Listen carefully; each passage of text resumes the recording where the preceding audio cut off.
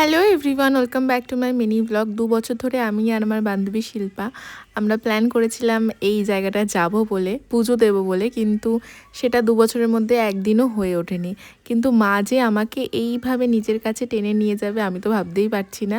আমরা এর আগে যে বড়মার ভিডিওটা বানিয়েছিলাম ডান্সে, সেটা সেই কমিটির মানে শ্যাম সুন্দরীমার কমিটির লোকদের কাছে পৌঁছেছে। তারা আমাকে মেসেজ করেছিল যে তোমরা এখানে এসে একটা শ্যুট করে যাও, যেরকম তোমরা বড় মার ওখানে শ্যুট করেছিলে। তো সেই কথা মতন আমরা চলে গেছিলাম শনিবার মায়ের মন্দিরে একটা বিশেষ পুজোও ছিল।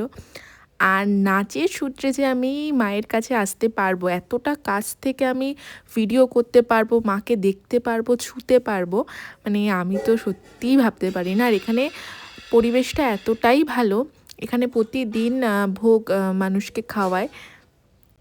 মন্দিরে যাতে কোনো রকম অসুবিধা না হয় তাই আমরা অনেকটা সকালবেলাই পৌঁছে গেছিলাম। মায়ের ভোগ আরতি দেখেছি, মায়ের পুজো দেখেছি। তারপর সমস্তটা মন্দির ফাঁকা হয়ে যাওয়ার পর আমরা আমাদের শ্যুটটা কমপ্লিট করেছি।